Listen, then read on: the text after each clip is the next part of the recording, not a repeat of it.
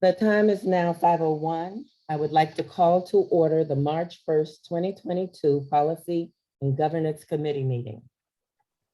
Good evening. Thank you everyone for joining us. I am Judy Murray, newly appointed chair for the Policy and Governance Committee.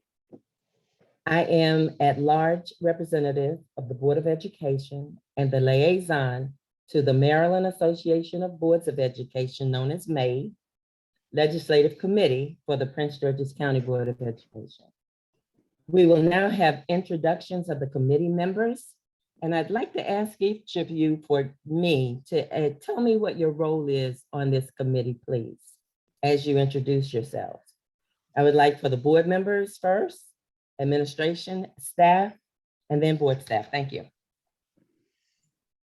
I'll go ahead. Thank you, Chair Murray. I'm Pamela Boozer-Struther. I'm the Vice Chair of the Policy and Governance Committee. I'm also the elected board member from District 3. I have served on this committee in the past and have also been engaged with MABE in the Legislative Committee, and I'm very much looking forward to joining the committee again and our work together. Thank you. Alvaro? Board member, Ruiz. Hello everyone, my name is Alvaro Ruiz. I'm our student member of the Prince George's County Board of Education. My role on this committee is really to bring that student perspective, as I do with the board and with Dr. Golson's administration, and really just get into the policies that we do with this committee and bring that student perspective, and also bring policies possibly that some students may be interested in. And so that's really my role when it comes to this committee, and I'm excited to work with our new chair and vice chair. Ms. Vice Chair Williams. Good evening. My name is Sonja Williams, and I am the elected school board member that represents District 9, the southern part of the county.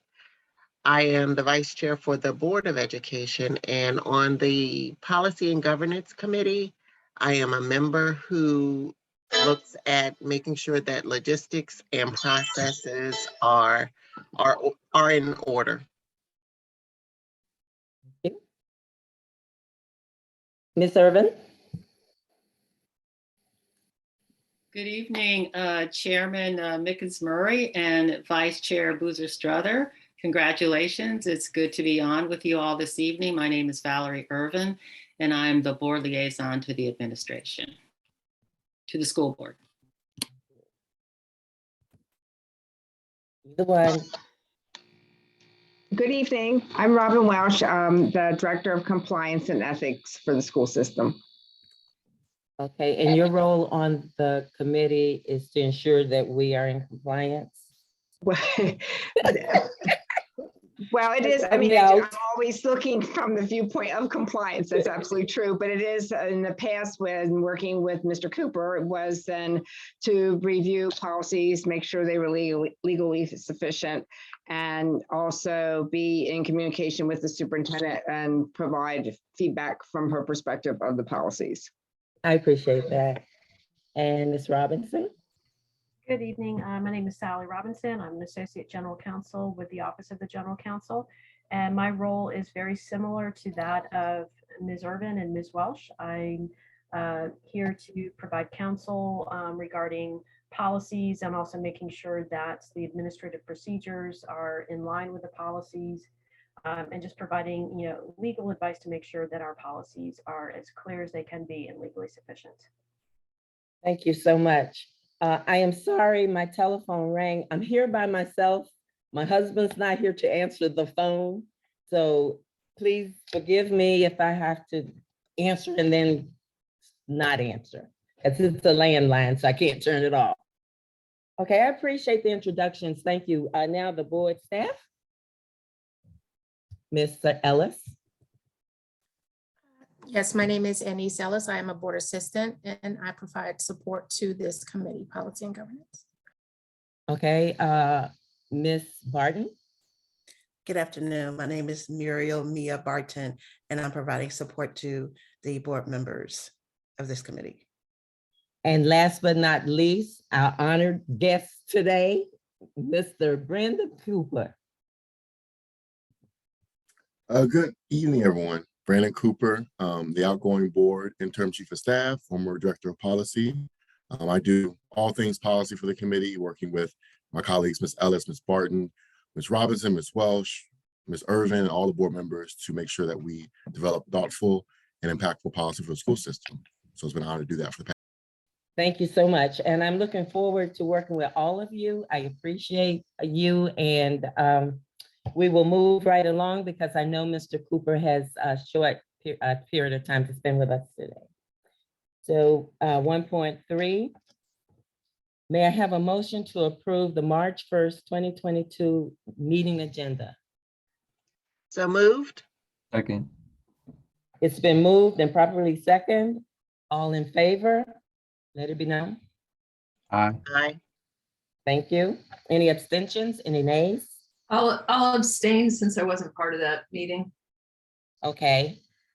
I think it still passes though, right? With 3 people. Okay, good. Thank you. Okay. May I have a motion to approve the February 22nd, 2022 meeting minutes? I move that we accept the previous meeting's meeting minutes. Okay, it's been moved and properly second. All in favor? Let it be known by saying aye. Aye. Alvaro, aye. Alvaro, did you vote? Okay. It's been moved and properly second. Any abstentions? Pam? Abstain on the I mean, minutes. okay. All right, board member Boozer Struthers. I'm sorry, I might say your first name, but I will get used to saying last name. So the minutes are approved. 3 votes. Thank you so much. Seeing that there are no more public comments, we will move to 3.0, policies to review. There are no policies, so we'll move right along to our 4.0 discussion. Did I miss anything, anybody? Policy review schedule, and Mr. Cooper, who is leaving us as of today, is going to give us his last report. Thank you, Mr. Cooper. The floor is yours. Thank you, Madam Chair.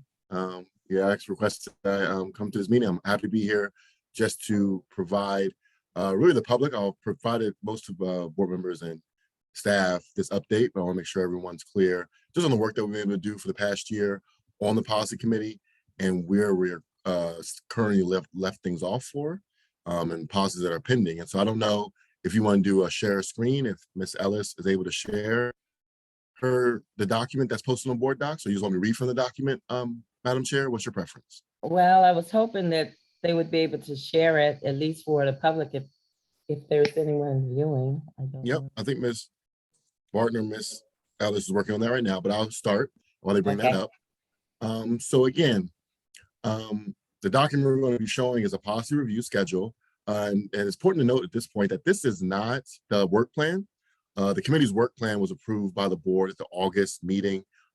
It's comprised of policies recommended for revision this year by Dr. Goldson and her staff. There's also a few additional policies recommended by board members. And so that work plan was approved by the board during a public meeting in August. And that work plan lists all the policies that need to be or recommended for revision during this year. There were, I believe, I've never run in front of me, 50 policies on that schedule, but there were not dates on it. And so, as you all know, the director of policy role was new. And so coming into August, September, to work with our colleagues in administration, I developed this document, the policy review schedule, to help guide our plans and make it easier for staff in particular, who's doing a lot of research and writing on policies, to know what's coming up down the pipeline. And so I worked closely with the former committee chairs Burrows and Ahmed, and I believe it was the staff continue to work closely with Mickens Murray moving forward to understand what policies are coming up on the committee's agenda and giving us advance time to research it and properly prepare it so it's ready for review at the time of the meeting. So I just want to give that kind of context understanding of what this document is. This is not the work plan. This is a document that was created for the first time by myself last fall, and everyone seemed to be useful. It's been very helpful for board members and staff. And so I hope it's continued used going forward after my departure. But if you can share screens now, I can just go through the sections of it. Ms. Barton or Ms. Ellis? It appears that they may be having some difficulty. So could you Okay. at least give the names of a few of them? You don't have to give them all because they are on board docs for Right. the public to see. Exactly. Okay. So they're basically broken into 3 sections. The first section is the completed policies. There were 9 policies that have been revised and approved by the board during this fiscal year since July 2021. They're all listed there for you to see. Some of them are holdovers from the prior fiscal year. Some of those are new ones. But altogether, there are 9 policies that have to date been approved by the board by the from that were originating from the policy committee. More importantly, there's 8 that are currently in process. Those 8 are listed in the section as well. Most of those, number 1 through 6, are pending. Have first reader this last month, and they're now on second reader at the next board meeting. And at that moment, they'll be finalized and completed. And so the number will be a total of 15 policies that have been completed so far this year in the matter of just 2 weeks. So that's a major accomplishment. As I was talking to staff before, the work of this committee has been amazing this past year. These are thoughtful policies, and each one, I'm happy to say, has had unanimous support from the board members, the committees, and the administration. Every policy that has moved from this committee, at least during my tenure here, we've always had the support of the CEO on the policies, and that's very important because she's responsible for implementing them. She has decades of experience in education, so her value, her input, and her staff's input is key. I think it's good collaboration between board members and the professional staff to develop these 15 policies that will be enacted coming in the next couple of weeks. In addition to those, there are 2 more, number 7 and 8 on the list. The ethics regulations is one. That model policy has been reviewed and revised by this committee over several months. The current status of it is we're waiting for the State Ethics Commission to issue new model policy, which will allow us to align it with the state.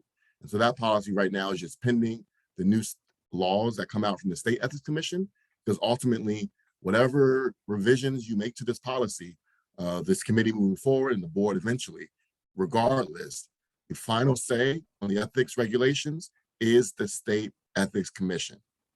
I'll make sure that's very clear for everyone. I know all of the staff and board members as well know this. I'll make sure it's very clear that the revisions we make should follow the model policy as close as possible, because at the end of the day, we have to have it approved by the State Ethics Commission.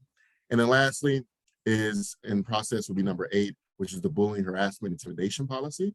As Ms. Murray, the Madam Chair, and Ms. Irvin brought to our attention, MSDE brought this as a new requirement to make revisions to the bullying harassment. In fact, the board had already revised this policy last year, but because the state board now is requiring some other modifications, you're going to have to revise it again this year. And so I sent that over. I think that was the last policy actually that I had hands on the board. I sent over to the administration a few weeks ago, and they're still working, doing legal review. And when it's ready, we present it to this committee or through the board working with Madam Chair to get it approved and ultimately to the state board, which is requesting it for final approval.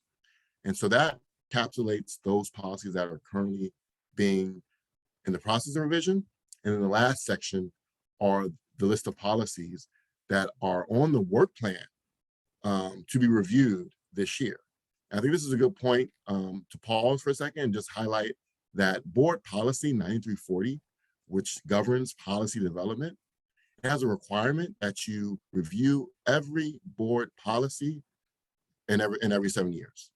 And the point of that is because things change, laws change. You want to make sure that the policy, was made 7 years ago is still working as it was intended. I know Ms. Williams is always important about looking at metrics and results of policies. And so that's the reason that the board's policy requires this committee in particular to review all policies every 7 years.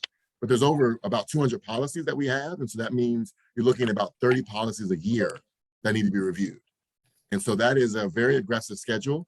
We looked at other jurisdictions that have similar requirements. They have less policies. And so one thing we're looking at, professional staff and the leadership of this committee, is how we can merge policies that may be redundant. Maybe and a lot of the policies that the CEO recommended this year, I think 6 or 7 of them she's recommending rescinding them altogether. And so I said all to say is that there are a lot of pending policies, and that is because board policy requires that you review these policies each year. And you may review it and you may not even make any changes this year. And so don't feel like you have to be compelled to revise every policy. If it's not broke, no need to fix it. But I just want to give that kind of context for committee members and staff to understand where this requirement comes from and why we're reviewing so many policies each year. And that's what's reflected in the document. And so lastly, the section about pending, those are policies that need to be reviewed for the rest of the year, and maybe you make edits, maybe you do not.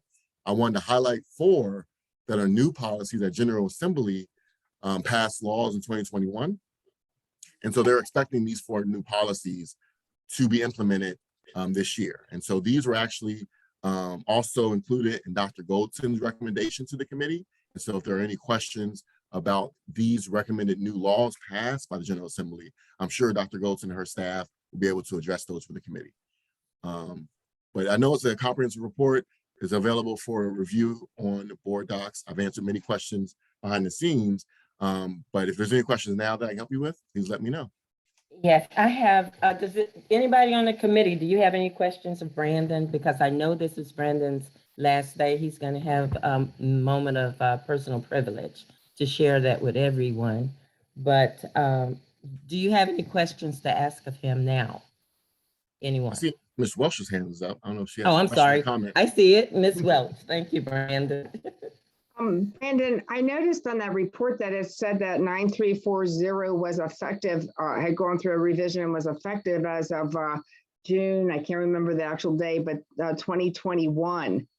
And I don't think that it actually made it to the point of being final. It said enacted by Board of Ed on June 24, 2021, because I think it went to the board for first reader, and then it didn't get through first reader. It got sent back to committee. So I don't know what, I'm sorry. I didn't know they started sharing the screen. That's not the correct document. So I don't know. That's not what's on board docs, I hope. That's not the correct document. So I apologize. I don't know where that came on screen. That's staff. So great point, Ms. Welsh. That's not on the report. That's on board docs.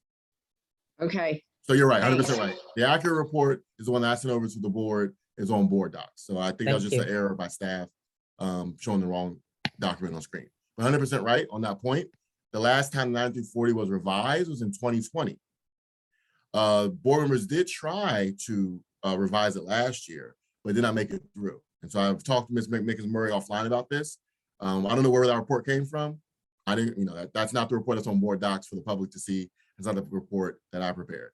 So I just want to make sure that's clear. And maybe if staff or maybe someone can provide the correct report. It's on board docs. It's on board docs. Okay. The one you gave us yesterday is on board docs. I didn't even see that came up. So thank you, Ms. Welsh. And I'll make sure people in the public know whatever you just saw is not accurate. Please disregard it. The accurate document is currently been posted on board docs for many days now. That's the accurate document.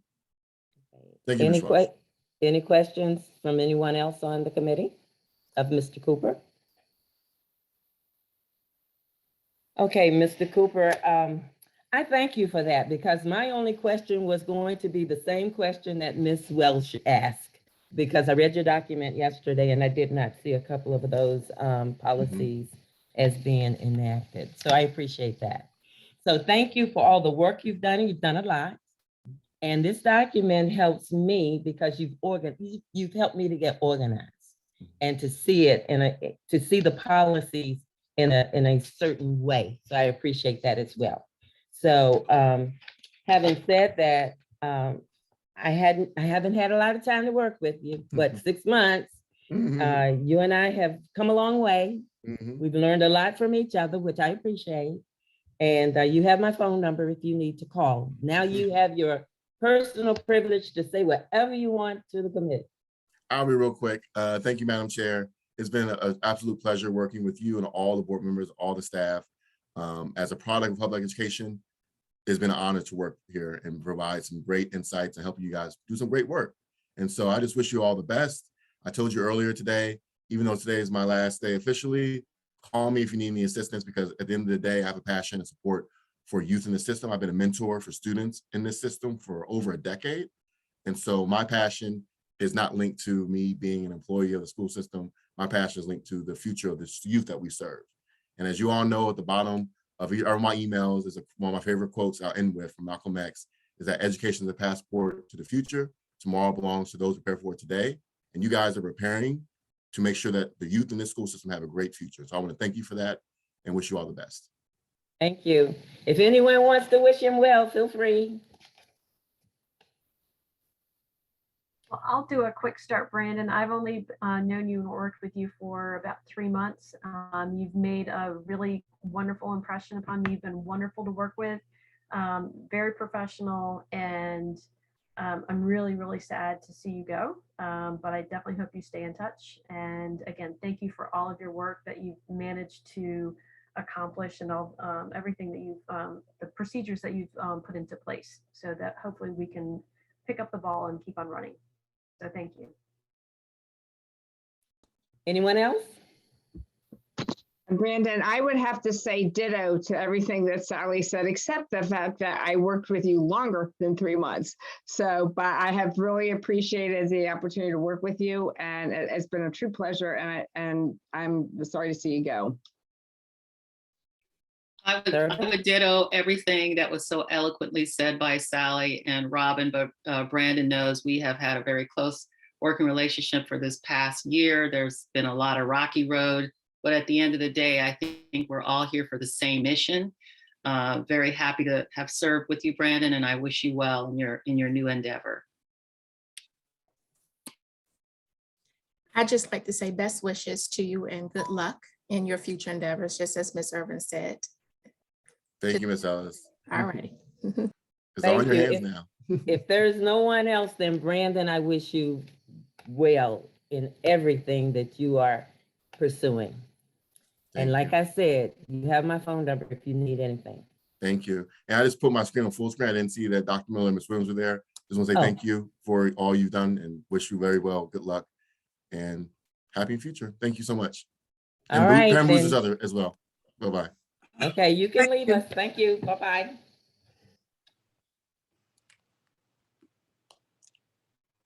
Okay, let's do it.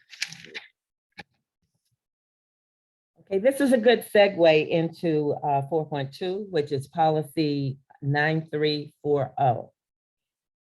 So I guess I don't have to say much, because my perspective in the beginning was to look to see if we needed to merge 9310, policy 9310, policy 9320, and policy 9330 into policy 9340 for efficiency. But now it looks like we need to complete policy 9340. And what I'm suggesting, guys, is with a new look. We need to look at that policy and ensure that it does what the purpose is. And the purpose is the policy provides a uniform format for board policies and establishes processes by which policies are developed, implemented, monitored, evaluated, reviewed, and updated. So what I'm asking is that I have a document that had some changes in it. I found it. I did my own little research, and I think it was of the June 24th meeting that I found it. So we're going to, well, I guess I want to hear from you of what your approach would be to relook at this document, because I'm not a dictator and I don't want to dictate. I want to know what you really think about 9340. Anybody? Madam Chair, Yes, ma'am. the document, I think that we should always look at how we create things based on what it is that we have access to and how operations change. And so I am in agreement that we need to look at how we develop policy based on what we're dealing with at the time. So in light of what we've been going through for the last 2 years, we may want to, especially when it comes to communicating with the public and ensuring that we get a certain amount of eyes on it. I think it's those types of details in light of the technology that we have. I think we can can take that into account. So as we look to it, that is sort of what my eyes are looking at this policy and other policies for. How do we incorporate what we have access to now and what we've learned over the last couple years to improve how we deliver the service, how we communicate, how we get feedback and things like that. Okay, I appreciate that. Anyone else?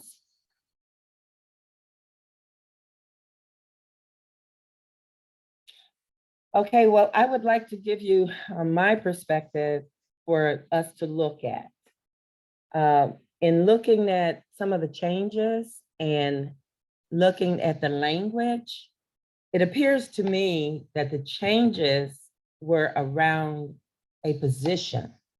And I'm not sure that changes in any policy should be around a position. I think it should be broader. I can understand that if it's the Board of Education and the administration, if you want to say the CEO, not a problem. But when it comes down to staff within the board, I believe that's an issue. And I believe that we need to revisit it. So that's where I am. And I'm open to suggestions on how to approach this. And I am not a dictator. We need this policy to reflect how we're going to develop policy together, not the board dictating how to develop policy.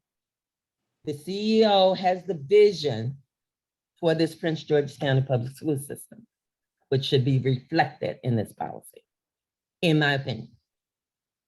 So I am open to how we move forward. And this is a policy that I want us to look at and finalize, because I need to know what parameters I'm supposed to work within. That would help me a lot. So, Madam Chairman, Juanita Miller, yes. Thank you. I was looking for my hand to raise it. Okay. Would you be a little more specific in terms of, I didn't understand when you were saying the staff and board Okay.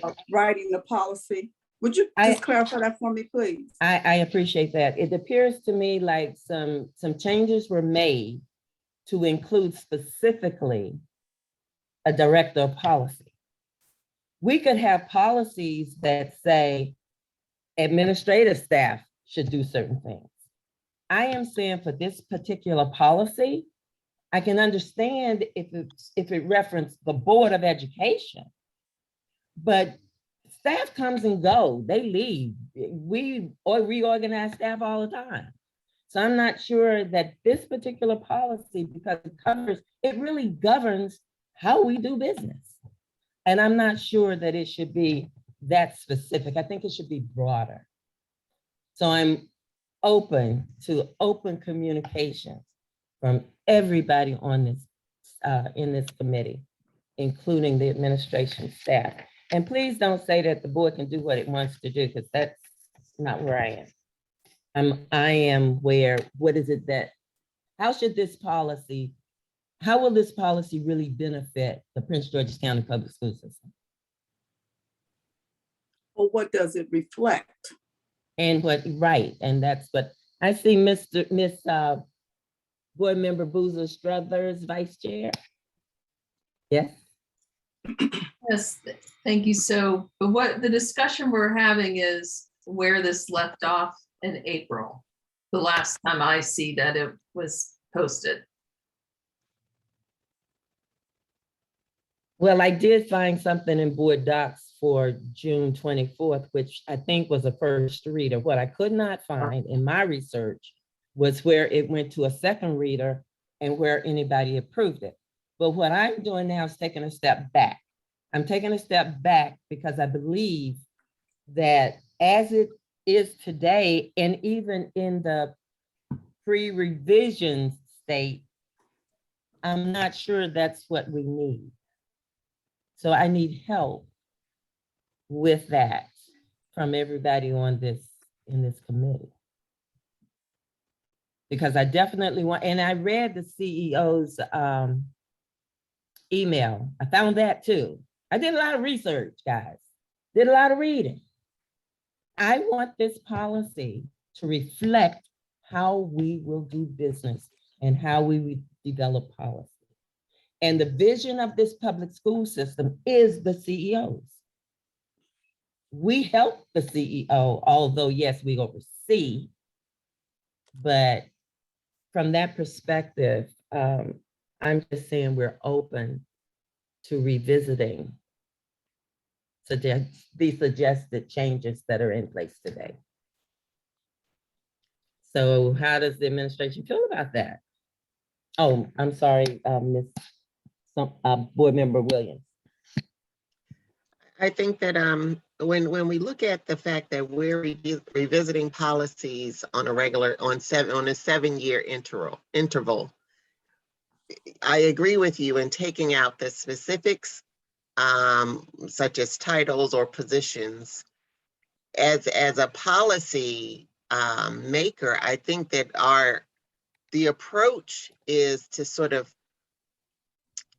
put a vision out there of what it is we'd like to see. And when we have those specifics, we're sort of getting into the procedural part that can be changed on a regular basis.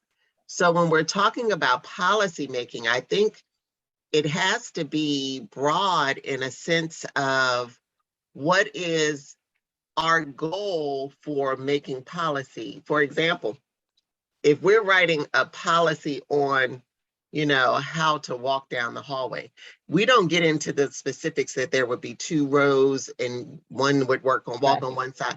I think the policy should entail the fact that we are trying to accomplish some sort of division or guidance in the direction of movement and things like that, sort of broad, and then it is up to the CEO to create those administrative procedures that meet the goal of separation and orderly and fashion and all that stuff by saying in the procedure, it would be a 2, you walk down one side and the other side.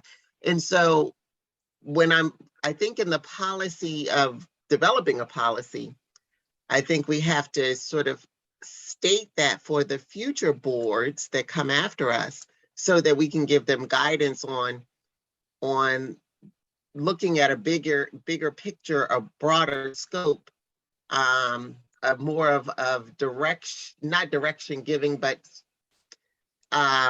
conceiving of the idea, if I could say. I think that we need to make sure that that's in this. If what I'm hearing you say is you want to sort of step back and almost not really start from scratch, but sort of start from scratch, one step above scratch, I think that we need to put that in there for the future board members that come after us to know that it needs to be a broader scope look at policies.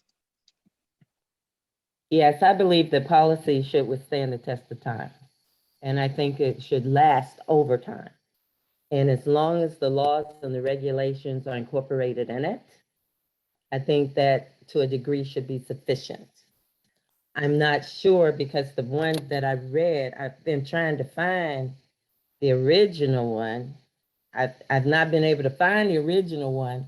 So what I don't know is if I take out, keep the one that's redlined, but if I take out all of those changes, would it get me back to what the original looks like or what we started out with? I'm not sure. So is there anybody with some history? Can you give me the original one so I can look at it? Yes. I don't want to speak for Robin, but Robin and I had a long conversation today, and she's done a lot of background research on this one policy. And Robin, I don't want to put you on the spot, but I think it's really helpful that I don't know what year the original policy came from. Was it 2015? But as we've moved through 2021, there's a lot of redlining on that document. And so we would have to go back and find out what that looked like prior to all the redlining. Okay, is that the consensus of Robin? Is that what you believe? Well, definitely, if you're interested in seeing what it looked like prior to all of that, then we need to pull that policy and look and see what it looks like from back then. It might be very similar to what's currently posted, actually, because it doesn't, what's currently posted doesn't reflect any of the revisions that were, discussed by the committee last year. Okay, let's look at the standards. Ms. Boozer Strother has her hand. Oh, I'm up. sorry. Yeah, I mean, I have Thank you. significant history with this. This was a big part of 2020 when we worked through this. So where we were in 2020, which is the version that I see in board docs, which is today, is the work of when I served on the committee in 2020. That is when we made some changes around how a policy is actually formatted with the policy statement, purpose, definitions, standards. All of that was part of 2020, and this policy was thoroughly, vetted by the board and worked on. Now, 2 years later, do we see some things that may need to change? Maybe that's what we're about to do. But we did work on whatever would have been 2015, based on the history here. But this was a pretty significant work of the board. So if we go back to all the board meetings and committee meetings in 2020, you'll see this entire process. You'll see all the versions. Okay, well, let me say this. I'm not trying to create work. If everybody on this committee believes that this is the policy, and let me tell you what gave me pause. When I looked at this policy and I looked at the history, and it said adopted February 2020, and then it said reviewed January 14, 2005, September 20, 2005, and then it said amended October 18, 2007, May 4th, 2015. I'm trying to figure out how did we get to February 20th? Did anything change between May 20? Yes, Pam. Yes. I'm sorry, Boozer Struthers. All I'm right. sorry. Yeah. So significantly, and like I said, that 2015 version will be in board docs. And however we work through this, we did get through a process of how we redline and all that. Like we were really constituted. We were looking at some priority policies. This is when we also drafted the policy on how to revise policy. So these two policies are really important around how we get things done, to I agree. everything you were talking about. So there is history of this, and I can pull everything up. But publicly, we would have gone through. I believe our votes about how we do public comment and revised policy, we had to pass this first. That wasn't the process until we passed this, if that makes sense. Like that's what we were fixing. There was a desire for public comment, period. So this should all be recorded, what the thoughts were. But I see that the red line version from previous meetings that you said never came back for final vote. But as well, and those intentions were not the intentions in 2020. And at the appropriate time, I certainly will speak to those. But as far as I can tell, we are still at 2020 and would have to start over. Like whatever process started in 2021, it's unclear that that's a completed process that we could start over at this point. Okay, then, so the question is, we don't have to reinvent the wheel. If it's the consensus of this committee that the policy as it is today, as it was February, whatever the date is, February 2020, is the policy that we agree upon that we should work within. Do we have a consensus that we have that policy as it is? So you're saying I'm not trying to invent work. Right, prior to the red lines that we see, that would be the 2020 version, is that correct? I don't know, that's what I'm trying to find out. Board Yeah, Member Boozer, sir. That's correct. And in 2020, we did significant work through this now. But, you know, again, what I'm saying is that the way it's recorded in board docs won't look like any policy since then, because this policy changed how we did things. We incorporated public comment in between, you know, in the process, things like that. So I just wanted to be clear about that we probably did a more standard, streamlined process of the committee, and then the board adopts. You know, now we have a circular process with public comment. So just as we Okay. look back at the research, so you'll see that. All right, so the question for me is this the document that we are in agreement that we're going to use to develop policy without doing anything to it? Are we in agreement with that? Or do you guys need some time to go back and really look at it and come back and tell me? Yes, board member, who's the Struthers? You know, I'm We have trying to to be make so this formal. simple. I am not trying to create work for At the time in anybody. 2020, I believe administration and board were in agreement, but right now, if administration has something to say that back in 2020, there's some recommendations that maybe weren't adopted, I would want to hear that. And me too, that's why I'm asking. So I I'm trying to think figure it press administration to let us know, but what I see red line from this past more recent time period, I have no doubts I voted no on. So let me just put that out there. So Okay, so that died. Okay, so as far as I'm concerned, that died, and the document that we're operating under is this February 2020 document, correct? Everybody behind me? The February we 2020 confident? document, the Huh? February 2020 document that hasn't gone through the second reader that is what I thought I heard from your research is we did the first part, but we didn't do the second part. Is that what No. the new document, the new red line. Excuse me, go ahead, say that again, Pam. I mean, So- Sorry, but in the no, 2020 is completed. That is how we've done policy ever Okay. since. That was fully implemented by the board, and it changed how we actually did any policy since then. This whole committee tells the board they have a policy that they want to send to public comment. Public comment happens, it goes back to committee, it goes back to board. It takes longer to do policy now. At that time period, it was board to first reader to second reader and adopted. Okay, so addressing board member Williams' concern, what I saw were actions that took place in 2021. Right. And I didn't see anything completed in 2021. So what I'm hearing from this board, from this committee, is that process died, it ended, it didn't move anything. And you're comfortable with that, because if you're comfortable with it, I am too.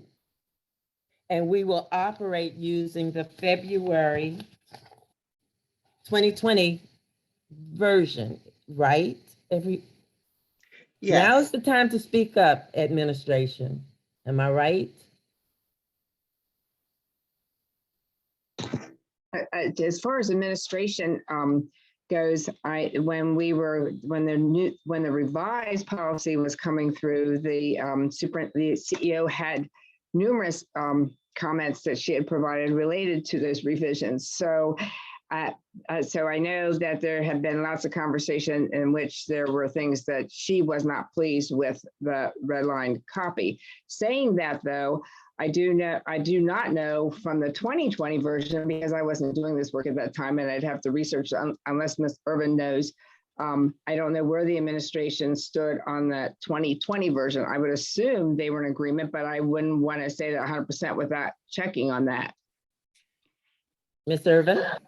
I'm pretty sure the administration was in agreement with the 2020 version. And then in 2021, as you all know, there were many changes that happened. And one of those changes was this revision to 9340 that never made it through committee. However, there were a lot of red line changes that the administration was not pleased with. So that, I mean, I can't speak for the CEO, but if we start back at the 2020 version, I don't think there would be any problem with that. Okay, I don't want to start. I want to keep it. So can we just keep it? Is there a reason to revisit it? I guess is the question. Board Member Boozer Struthers. Well, according to the policy, you know, a board member could go through, make a request through revision. Someone would have to request it. Okay, I'm not that board There member. is I'm no not doing way. that. Yeah, I'm not doing that. So not me. So can I rest assured that this committee supports the 2020 version of this document that's currently on? Can I board make a doc? motion that we delete or kill the current version of this policy dated 2021 and revert back or continue to operate under the policy that is dated 2020? I'm not sure a motion is needed, but some of you are lawyers. Is a motion needed? Ms. Boozer Struthers?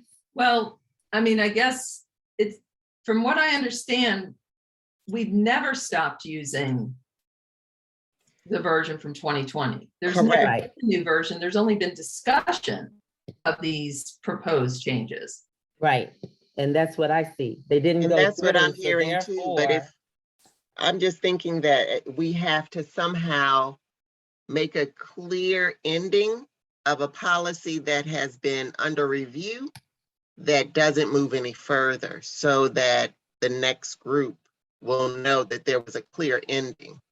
And so that's why I put that motion on the floor that we we kill So we take this, it to, we remove this from our work plan and keep it moving. I don't know how to say it, like, it's the end okay, of the Board day. Member Boozer Struthers, help us out. Yeah, I guess I was just correcting the part about the way it was originally phrased. It was if we had adopted the revisions, but we had not. we So if didn't. we are just saying we are no longer in the process of revising this Right. policy, that would be more accurate, because it was moving through the other policy, which is the policy on revisions, was taking it through this process. Right. Yeah, So so I then don't know I'm how to say thinking- it Yeah, properly. I know but- what you're, Board Member Williams, I understand what you're trying to say, but I'm not sure it's necessary. And I'm open to interpretation from anyone on the administration staff. But I think because the Board of Whole did not take action to enact that newer version, then the other version stands. Am I correct? Anybody? Anybody agree with me? I agree with what you're saying. I just want to make sure that we have a clear note in the meeting minutes that the review of this Can we policy say ends it's the today. consensus of this group, of this policy committee? Can we say that? Because I'm not trying to create an action where we have to go and vote on it with the board. I don't think it's necessary. I just needed clarity here for me. Anybody? Madam Chair, Yes, ma'am. if Dr. the, Miller? if the policy has never been brought forth to the board or has been approved, then what we're doing tonight is reviewing what is current and updating it. That's the best way I can phrase it. You're not making any changes. It's an old policy. And you want to keep what was in place in whatever year that was. Yeah, I want to keep And- this policy in place if nobody has an objection to it. Well, that's all you need to do, because there was no Okay. action taken on the other one.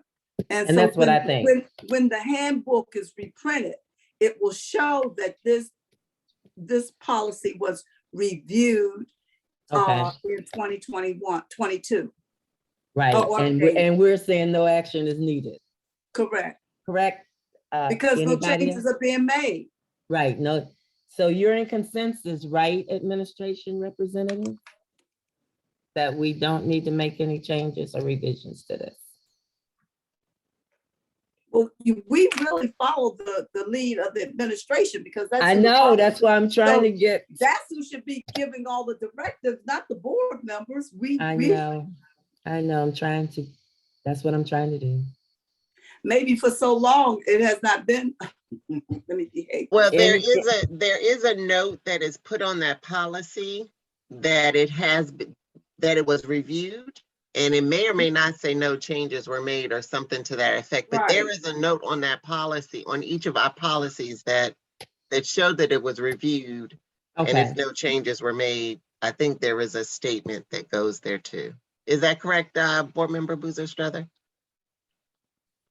Well, yeah, I mean, you're right. I'm noticing that some of them do have just the reviewed date stamp, which I guess would have been the process of reviewed but no revision. So that could be the ending date would be today, reviewed.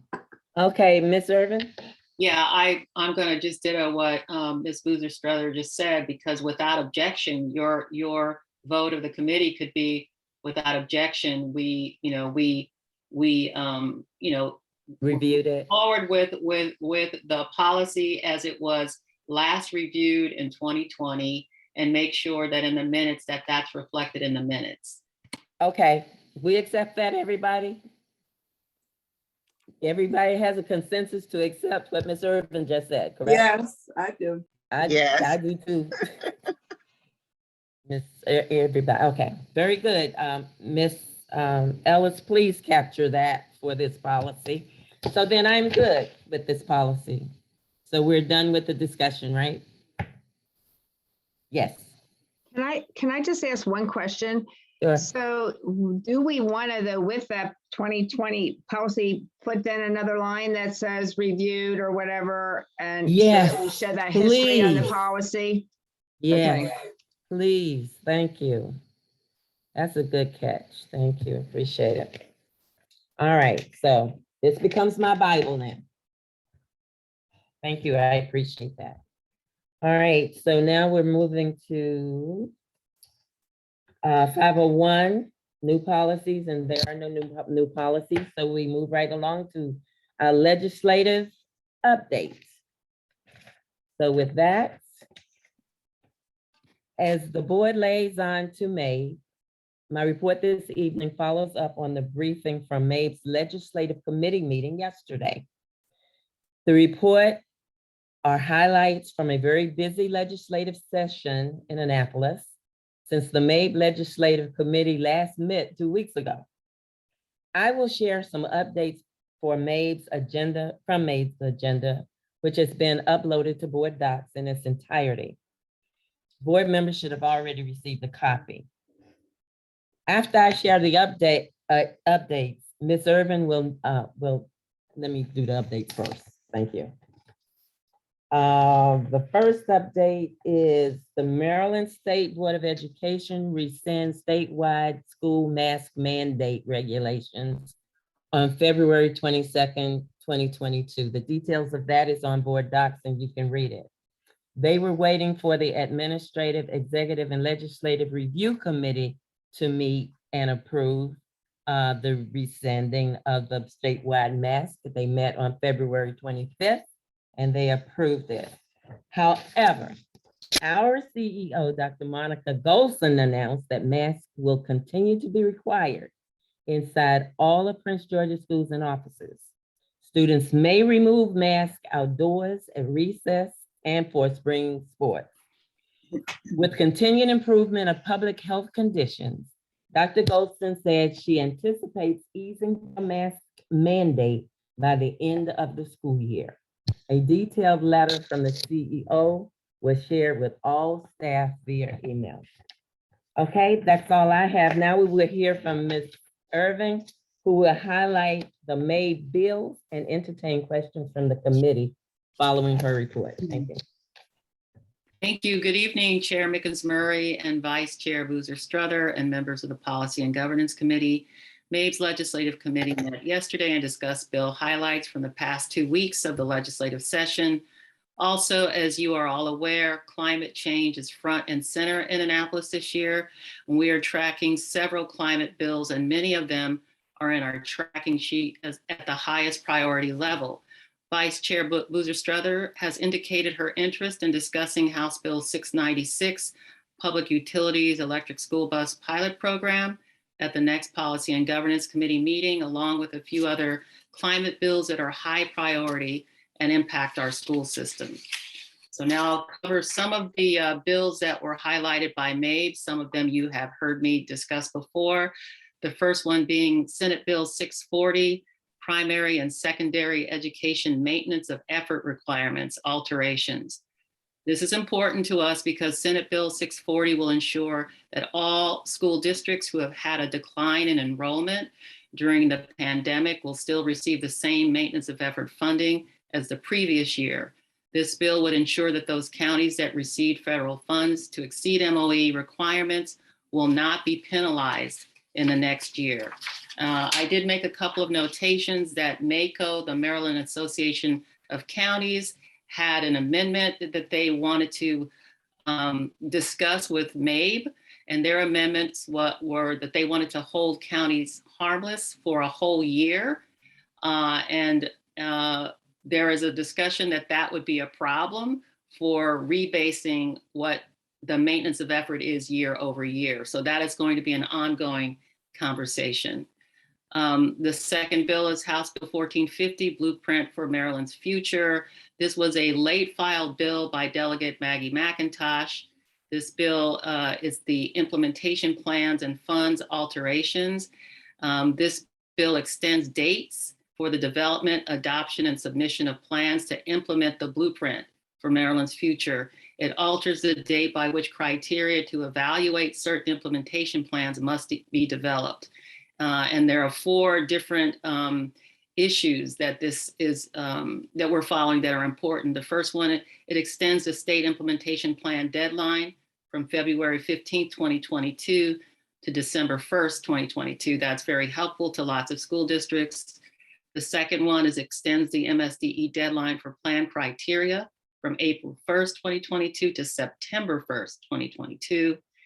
The third one is it extends the local implementation plan deadline extended from June 15th, 2022 to March 15th, 2023. And the final is the revision. It revises the formula for dedicated sales tax revenue to the Blueprint Fund. The following bill is an interesting bill. It's actually put in by Senate President Ferguson. Senate Bill 617 is Local School Systems Equivalent Access Standards, Digital Tools, Non-Visual Access Accountability Act for K-12 Education. I had no idea what this bill was about until the MABE meeting, and then I did my own research. This is a bill that was first passed in 2002.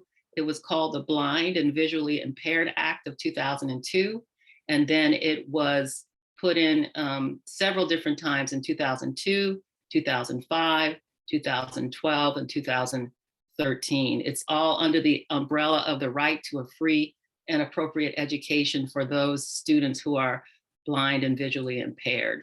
So this bill requires each school system to provide a student with disabilities access to digital tools that are 1, fully and equally accessible to and independently usable by the student, and 2, enable the student to acquire the same information, participate in the same interactions, and access the same services as a student without disabilities. It goes into much more detail than that, but that's the essence of the bill. MABE is supporting this bill with amendments. And I forgot to mention the first bill I talked about, MABE is in full support of that bill.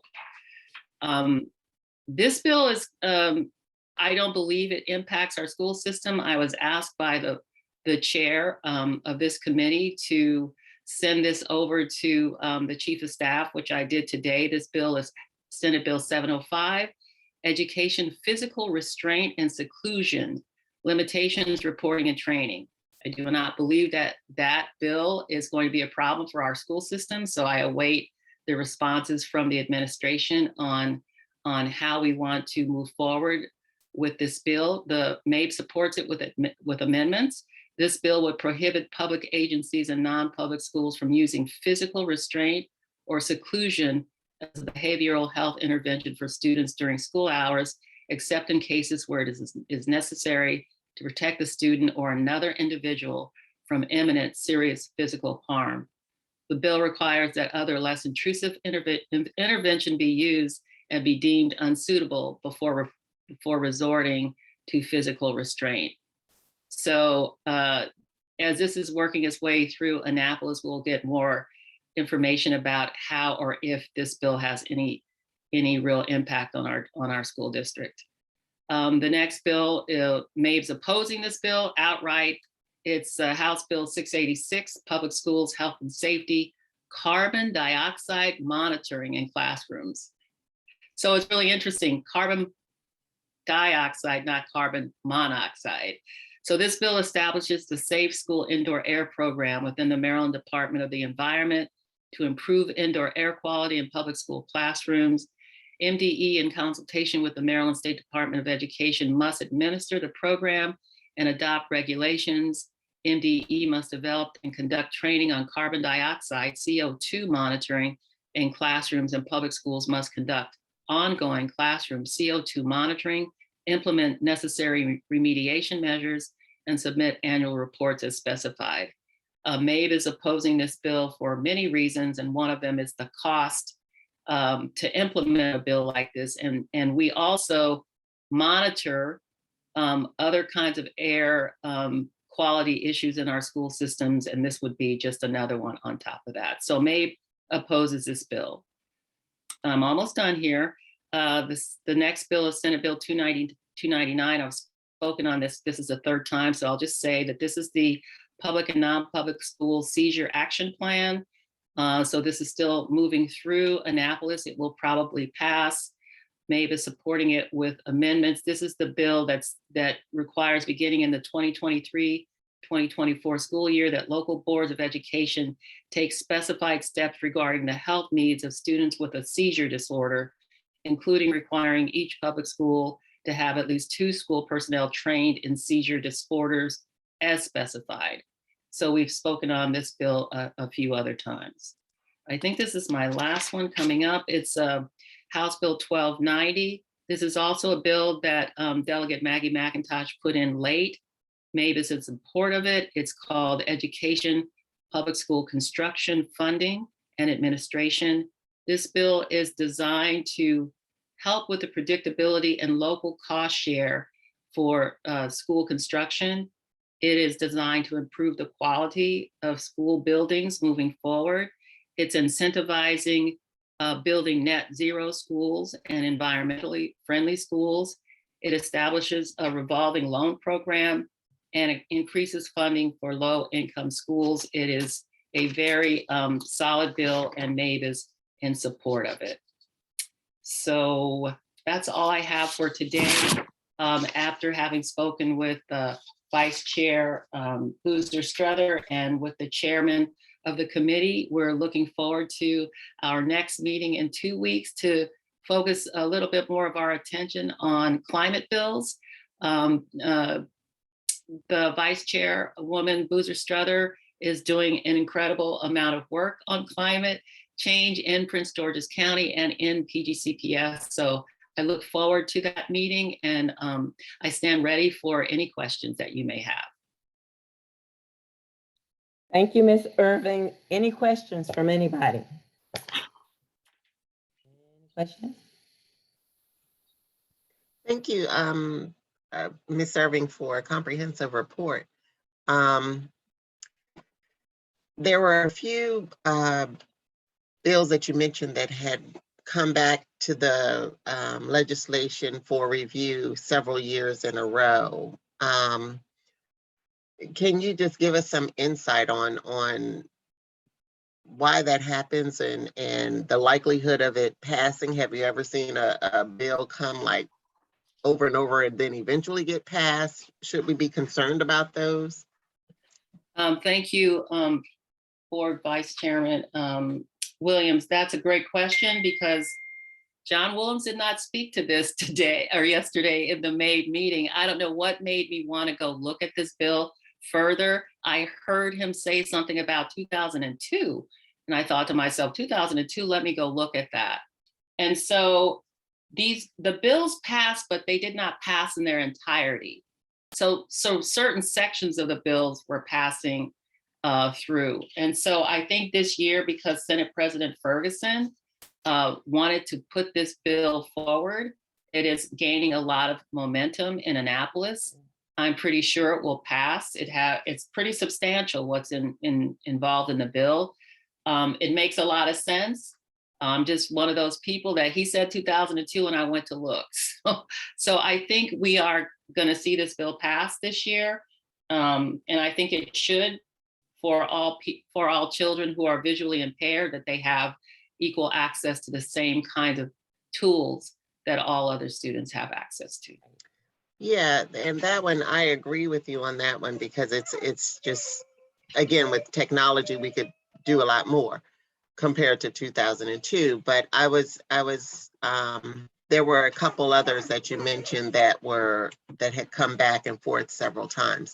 The other one that sort of caught my attention was the one about the maintenance of effort, and how we know that we're dealing with part of our gap was a result of enrollment rates going down. And so that maintenance of effort is really important that we keep it. But the one thing that sort of stood out to me is that there was a comment you said about the ability for future calculations of the maintenance of effort. Yes. And so that sort of stood out. Can you provide a little bit more detail? Yeah, apparently the conversations are going back and forth between MACo, the Maryland Association of Counties. So every county that's home ruled, like Prince George's County, which collects its own taxes and distributes those out. What MACo was saying, that they think this year, 2022, should be a year that's forgiven, that is sort of taken off the table. And John Woollums, representing MABE, is not in agreement with that, because he says if we do that, as you know, Ms. Williams, because you've been doing this a long time, that would rebase the lower number. And he's afraid that if we do that, we're going to take that number lower than what we feel comfortable doing year over year. So I think that MACo and MABE are going to come to some kind of an agreement throughout the next few weeks before this crosses over, so that they come back and say, okay, we're in agreement. John Woollums is very clear he's not going to back off this. And so I believe that we'll move forward without having to rebase and make that maintenance of effort year over year lower in 2022 than it should be. And Yeah. So I was going to say one other thing, that in Governor Hogan's supplemental budget that we heard it all through the press on February 22nd. One of the things that's in here is the education effort adjustment. And it says these funds provide grants to local jurisdictions that are unable to raise enough taxes to fund their local shares of the blueprint. The majority of these funds will be distributed to Prince George's County and Baltimore City in FY 2023. So that $125.5 million was really for us to make sure that we don't go below that MOE number. So we're getting help in all these different places that I don't think we anticipated at the beginning, at the start of the legislative session. So the governor did the right thing. I think that the state legislature is going to do the right thing on MOE. So we should feel, knock on wood, that even through the 2 years of COVID, that we're going to be okay. Thank you so much. Thank you. Thank you. Any more questions of Ms. Irvin or myself? Anyone? Finally, on the policies, a reminder that the bullying, harassment, or intimidation policy 5143 is due at MSDE, Maryland State Department of Education, on March 15th, 2022. Now, we don't believe we can meet that date, correct? Somebody, anybody? I don't think we would make it in terms of taking it through our process of the committee approval and then to the Board of Ed, all this, the public comment, first reader, second reader, because that takes time. Okay, I appreciate that. So could someone give us at our next pre-meeting, I guess, insight on how we are communicating that, or we will communicate that to MSDE? Please. Yes. Oh, I'm sorry. Go ahead. Okay, now, Ms. Irvin.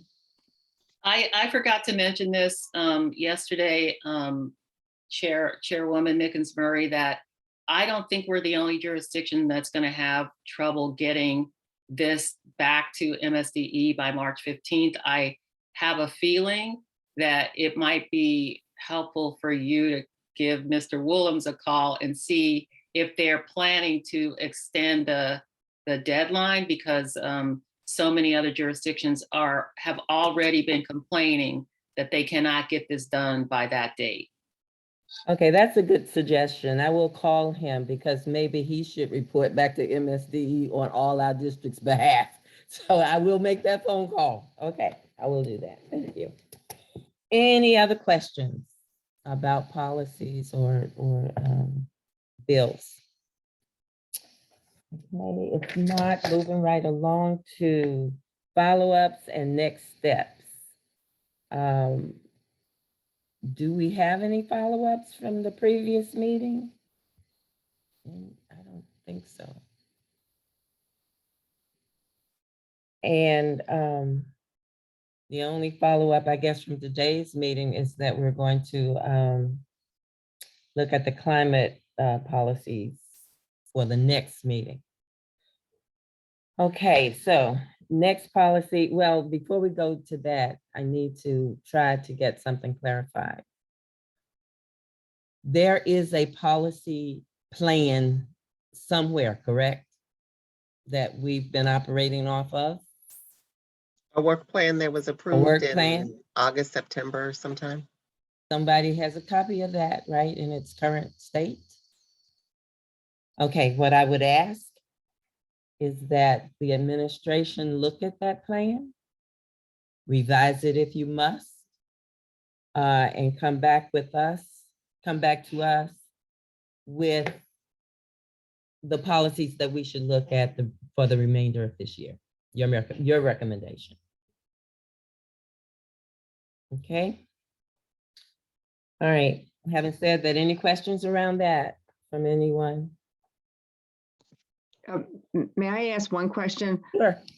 Just to be clear, so we'll just, because I think you voted on that work plan for the year, if I recall. So what you're asking then for us is just to bring a recommendation back. Correct. It's a recommendation because I know we voted on it, but we can vote again. Sure. No, I just wanted to be clear. I want to do, I'm trying to encourage us to do what makes sense for all of us. Okay. So if we have to do a reset, then we do a reset. Yeah, there are a number of policies that were scheduled for October, November, December, January that we have not touched. So we probably want to revisit that. I think one, because if administration staff is preparing something and we never get to it, I don't want, the time to be used when it can be used somewhere else. Okay. Exactly right. Exactly right. Want to do what makes sense. Any questions around that? Anyone want to add anything, Miss Vice Chair Boozer-Struthers? Yeah, I guess I would just like to clarify that at the end of, I was still serving on the Policy and Governance Committee through the end of June 2021, and we did accept a plan from the CEO, which we had done for many years. And I guess I'm asking if we're going back to the original plan that we adopted around May 2021 on the advice of administration, and that we would look at any subsequent plan that this committee adopted in a different format and just make sure that there's that alignment and priorities. I just want to make sure that we are going all the way back to the first work plan that we did agree to. Thank you. Is that okay with the administration to go back to that first plan and come back with a recommendation of how to move forward? If you need to combine it, if you need to put some off to next year or later, just we have that conversation. Ms. Urban. I find it hard to speak on behalf of all the administration. So I think that Robin and Sally and I would have to get together and look at the plans and then get back to you with our recommendation. And that's great. That's what we're asking. So is our next meeting enough time for you guys to do that? Or do you need more time?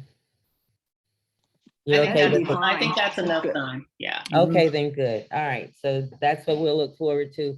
And then once you bring that back to us and we agree or disagree or massage it or whatever, that's how we would move forward. Okay?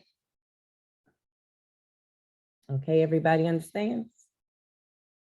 Very good. All right.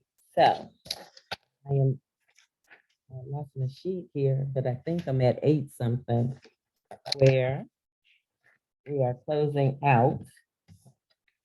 So anyway, I did good because I kept up with the sheet the whole time until now. But I guess I will entertain a motion. Is there anything else? Any comments anybody wants to make about my first meeting? And criticisms are okay. It's all right.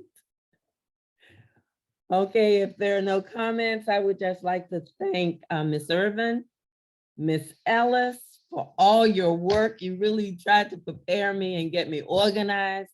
I definitely appreciate that. And I will represent you better at the next meeting because I will practice last names and calling people board members. I will get that straight. So thank all of you. I will entertain a motion to adjourn. So moved. Second.